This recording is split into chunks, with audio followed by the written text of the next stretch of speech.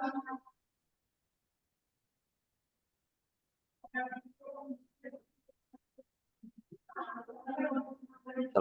warahmatullahi wabarakatuh.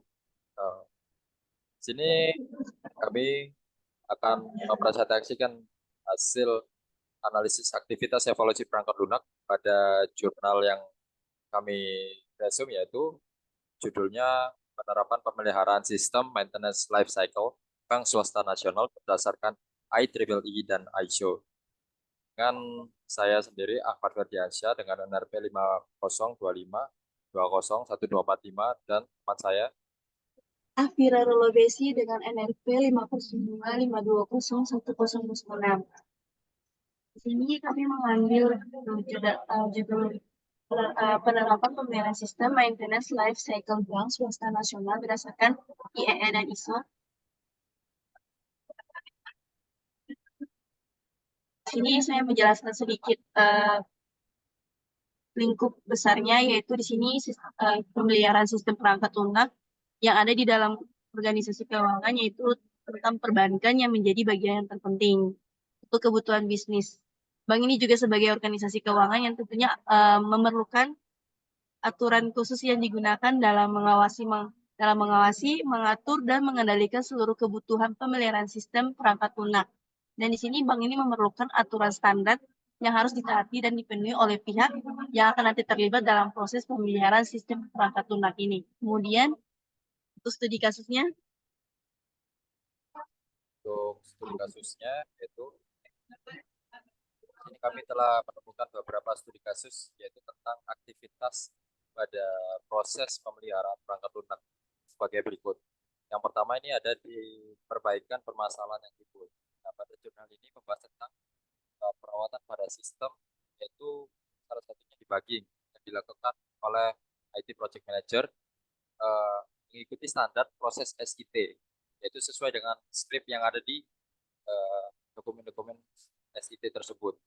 Dan jika ternyata telah mengikuti panduan script dari SIT tersebut dan terjadi error pada pengerjaan sistem, maka akan dilakukan pencatatan dan perbaikan pada script tersebut.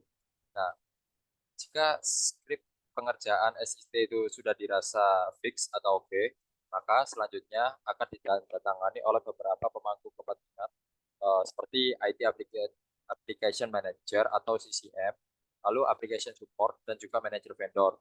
Itu juga dengan proses UAT. Prosesnya ini hampir sama-sama ya.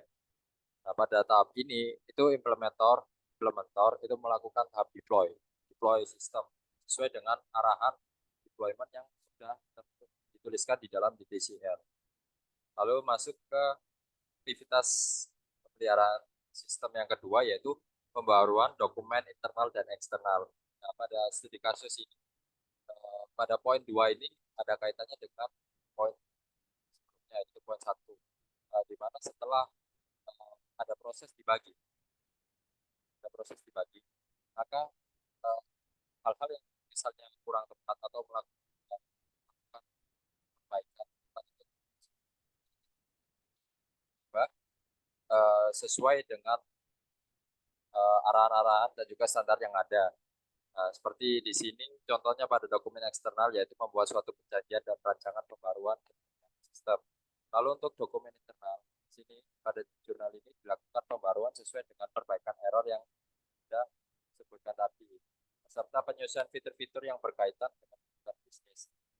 Nah, pada beberapa tahap pengembangan kode juga ada beberapa penyesuaian dokumen yang diperbarui sebagai acuan pengembangan sistem yang disetujui oleh beberapa pihak bila dokumen tersebut sudah sesuai dengan ketentuan yang telah ditetapkan. Lalu masuk ke poin 3, yaitu aktivitas pembenaran kesalahan yang timbul setelah produk perangkat lunak dipergunakan oleh user atau pemakai. Nah, maksudnya di poin 3 ini yaitu membahas tentang bagaimana sistem tersebut melakukan memasuki tahap testing pada lingkungan production. Di sini itu yaitu lingkungan di mana tempat sistem tersebut bisa berinteraksi dengan pengguna nyata atau end user, artian end user. Nah, dalam hal ini berarti di jurnal ini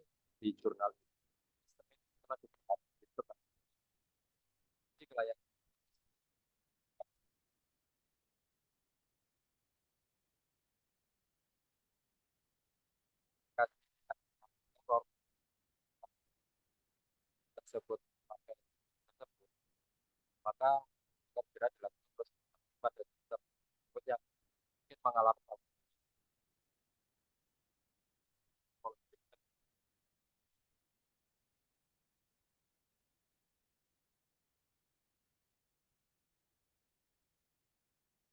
Selanjutnya adalah proses evolusi yang kami simpulkan di sini. Pada proses ini studi kasus ini dapat disimpulkan bahwa sistem yang awalnya dianalisa dengan menggunakan standar IEEE dan ISO dengan melakukan analisa oleh tim IT serta beberapa pengecekan dan pemeliharaan seperti cek error, perbaikan pada script, dan deployment pada lingkungan production yang ditujukan untuk pengetesan kepada end user sesuai dengan standar proses yaitu SIT UAT,